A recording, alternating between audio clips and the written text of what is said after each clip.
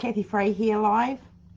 Kathy coming in from Motherwise, and welcome to this live webinar. So what I wanted to talk to you today about very quickly is basically the influence of stress stress during the pregnancy and their influence on the baby. Stress is a normal part of life, of course, but we are living right now in times of incredibly unusually high levels of stress during this current pandemic. And it really doesn't matter if it's a pandemic or your husband's lost his job or your mother-in-law's dying or whatever it is, but there are certain times when we're pregnant that we just have got some incredible stresses going on that are completely beyond our control, that we can't walk away from and that we need to deal with in the pregnancy.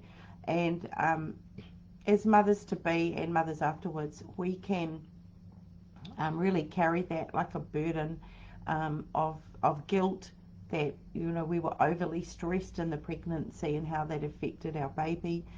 We do know with epigenetics that the hormonal chemical messages that are going through to our babies in the womb does affect the turning on or turning off of particular genes as they develop. So yeah, us being stressed does impact our baby chemically. So how do you deal with it when you know you've got stresses, but then you don't want to have that negatively impacting your baby or yourself, because you can stress about the fact that you're stressing, and that's of course crazy, but it's what we do. So it is about changing your reaction is probably the best summary on what you can do to manage it. Changing your reaction.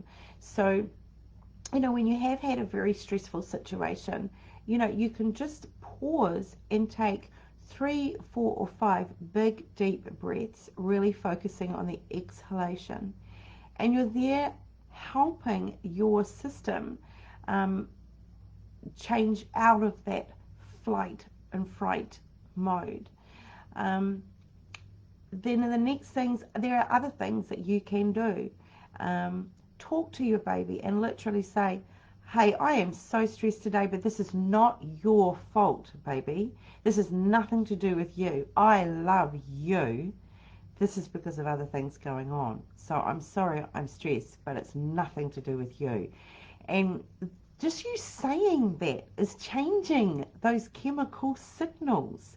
Other practical ideas is do what makes you feel good during the pregnancy. So, specifically, intentionally go and do some stuff that makes you feel good.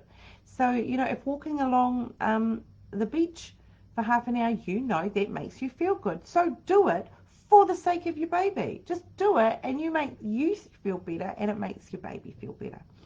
And then you don't have to carry that guilt. Increase your oxytocin activities. So things like touch, hugs, sex, snuggling with a pet, having a massage, soaking in a bath, eating chocolate, all these things we know increase your oxytocin, which then increases your baby's oxytocin, and oxytocin is the hormone of love. And yeah, meditation, chanting, mindfulness, all those like centering activities we know de-stresses your body, which de-stresses baby's body. Even if all you can do is spend 5 minutes, just sitting on the toilet at work and just spend 5 minutes and just 3 minutes and just take some big deep breaths and consciously do that and go, okay, I can't get rid of this stress, but I am changing my reaction to it, or curbing your reaction to it.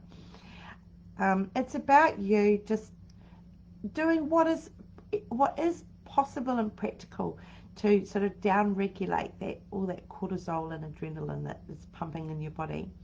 And just to create, and finally, just creating a lovely little calming environment. even just things like, you know, lighting some incense or putting some aromatherapy on, or um, have a bit of relaxing music in the background. You know, just when you feel yourself getting stressed, that's okay. But see if there's something little that you can do that just curbs your reaction a little bit, and changes the curve of all of that adrenaline and cortisol. That's all you want to do. And if you can't, if there's not really an opportunity to do it, well, don't feel guilty, because you know when there is the next opportunity, you're going to do it. So that's today. Look, I'm going to be going into a lot more detail in my full-length Inner Circle, otherwise masterclass videos, and webinars, where we're going to be talking more about the science in behind all of that. And so to get access to those full-length webinars, which is, I've got a huge library of them, and my huge Q&A online library with hundreds and hundreds of questions that you can look up answers for, and my weekly Inner Circle group where we chat about all different issues. All of that is really easy to access through my Essential Basics, which I'll put a link to here, which is a really nominal little subscription, and it gives you access to all of that. So look, that's everything for today, and I wish you all a wonderful rest of your week. Bye everybody.